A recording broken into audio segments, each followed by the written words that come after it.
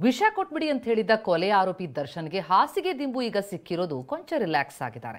ಇತ್ತ ನಟ ಪ್ರಥಮ್ಗೆ ಧಮಕಿ ಹಾಕಿದ್ದ ಕೇಸ್ನಲ್ಲಿ ಬೇಕರಿ ರಘು ಮತ್ತು ಯಶಸ್ವಿನಿ ಜೈಲ್ ಪಾಲಾಗಿದ್ದಾರೆ. ವಿಷ ಕೇಳಿದ್ದ ದರ್ಶನ್ಗೆ ಜೈಲಲ್ಲಿ ಹಾಸಿಗೆ ದಿಂಬು. ಕೋರ್ಟ್ ಆದೇಶದ ಬಳಿಕ ದರ್ಶನ್ ರಿಲ್ಯಾಕ್ಸ್. ಹಾಸಿಗೆ ಇಲ್ಲ, ದಿಂಬಿಲ್ಲ.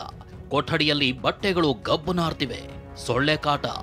ಜೈಲಲ್ಲಿ ನೆಮ್ಮದಿಯಾಗಿರೋಕಾಗ್ತಿಲ್ಲ ಅಂತ ಮೊನ್ನೆ ಕೋರ್ಟ್ನಲ್ಲಿ ಜಡ್ಜ್ ಎದುರು ದರ್ಶನ್ ಅಳಲು ತೋಡ್ಕೊಂಡಿದ್ರು. ಇಲ್ಲಿರೋಕಾಗ್ತಿಲ್ಲ, ಸ್ವಲ್ಪ ವಿಷಾನಾದ್ರೂ ಕೊಡಿ ಅಂತ ಬೇಡ್ಕೊಂಡಿದ್ರು. ಈ ಬಗ್ಗೆ ಗಮನಿಸಿದ ನ್ಯಾಯಾಲಯ ಅಗತ್ಯ ಸೌಲಭ್ಯ ನೀಡಬೇಕು ಅಂತ ಸೂಚಿಸಿದೆ. ದರ್ಶನ್ಗೆ ಮೊನ್ನೆ ಹಾಸಿಗೆ ದಿಂಬು ಬೆಡ್ಶೀಟ್ ನೀಡಿದ್ದಾರೆ.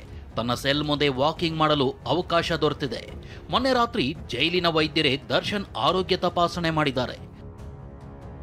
ದರ್ಶನ್ ಬಳ್ಳಾರಿ ಜೈಲಿಗೆ ಶಿಫ್ಟ್ ಅರ್ಜಿ ವಜಾ. ಮುಂದೇನು? ಇನ್ನು ದರ್ಶನ್ ಅಂಡ್ ಗ್ಯಾಂಗ್ ಅನ್ನ ಬಳ್ಳಾರಿ ಜೈಲಿಗೆ ಶಿಫ್ಟ್ ಮಾಡುವಂತೆ ಜೈಲಧಿಕಾರಿಗಳು ಸಲ್ಲಿಸಿದ ಅರ್ಜಿಯನ್ನ ಕೋರ್ಟ್ ತಿರಸ್ಕರಿಸಿದೆ. ಇದರಿಂದ ದರ್ಶನ್ಗೆ ರಿಲೀಫ್ ಸಿಕ್ಕಂತಾಗಿದೆ.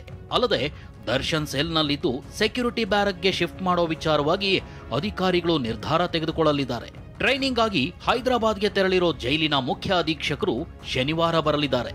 ಬಳಿಕ ಕ್ವಾರಂಟೈನ್ ಸೆಲ್ನಲ್ಲಿ ಮುಂದುವರಿಸೋ ಕುರಿತು ನಿರ್ಧಾರ ತೆಗೆದುಕೊಳ್ಳಲಿದ್ದಾರೆ. ನಟ ಪ್ರಥಮ್ಗೆ ಧಮ್ಕಿ ಕೇಸ್. ಬೇಕರಿ ರಘು, ಯಶಸ್ವಿನಿ ಜೈಲು ಪಾಲು.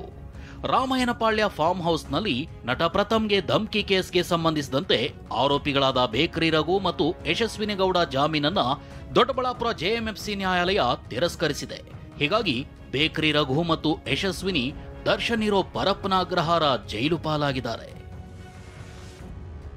ದೇವನಹಳ್ಳಿಯಿಂದ ನವೀನ್ ಜೊತೆ ರಾಮು, ಟಿವಿ9 ಆನೇಕಲ್.